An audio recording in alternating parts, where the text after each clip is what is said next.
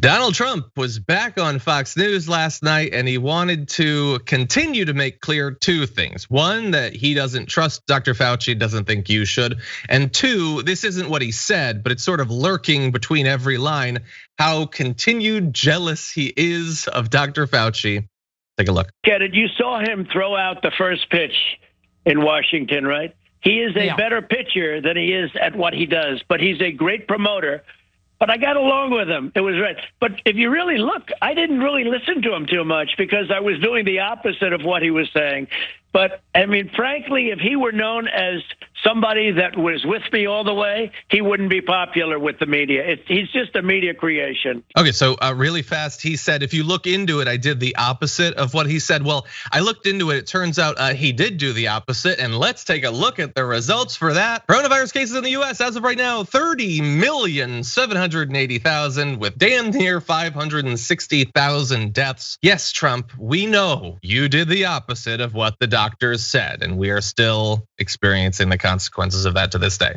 It's just like an admission. Like, no one should listen to what Trump is bragging about and say that that's a good way to behave. No one should just do something because someone else tells them to. Trump is pegging success. I just love to say Trump is pegging, but Trump is pegging success in the coronavirus crisis to whether someone agrees with what Trump says every time. That's just not a way that any successful manager or person running anything should be. You should have a bunch of people chiming in, and when it makes sense to do something because it's the right thing to do, that's what should drive you, not because I like that person and they told me to. And then again, Trump being like, I forget who I can't talk about other people. So even I need to talk about myself. So even when I'm mentioning other people, I need to talk about them the way I would talk about myself. Be like, he's a great promoter. It's like, dude, that's the only thing you're good at. The only thing you're good at is not projection. It's all projection. It's not like you're Trump good at science. You're Trump good at policy. You're good at making a decision quickly without even thinking most of the time, and then sticking to it no matter how dumb it is, because you realize that if you just message, not even consistently, but really just a lot, then and not give the media enough time to come up with new ideas about what you're like, then it doesn't matter really electorally and public opinion wise how you perform. You've just divided America into two tribes, and you just try to keep the one tribe of yours happy enough and big enough to win elections, but not even that saved you from November or whatever it was. Brett's right, that's the substance. This is far away from the substance, is how he started that clip, which is, you remember when he threw out that pitch? I just like, oh God, don't talk about the pitch, dude, come on. I hate your guts, but even I like, don't do that. That's just so sad. That's so sad.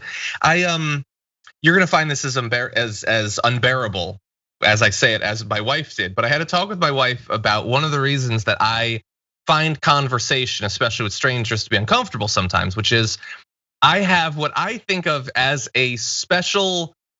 It's not a superpower. It's more of a weakness where I feel like I pick up on the subtext of what people are trying to accomplish in conversation more than most people do, and more than the people saying it would want you to. See, I told you this would be unbearable.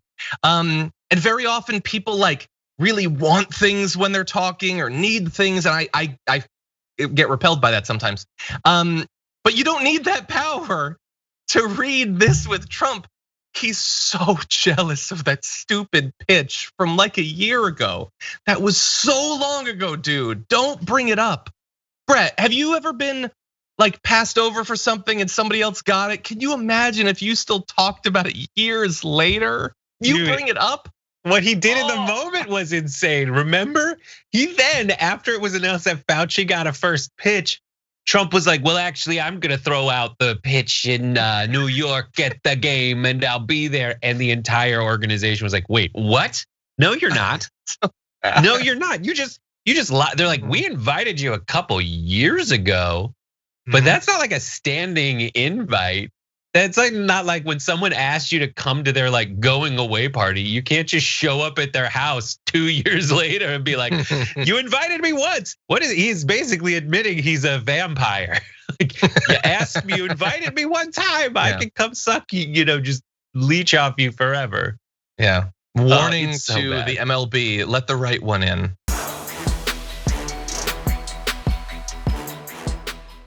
For more political news breakdowns, interviews, stories of activism, and me trying my hardest to care about the occasional big celebrity news story, subscribe to our YouTube channel at youtube.com/The Damage Report.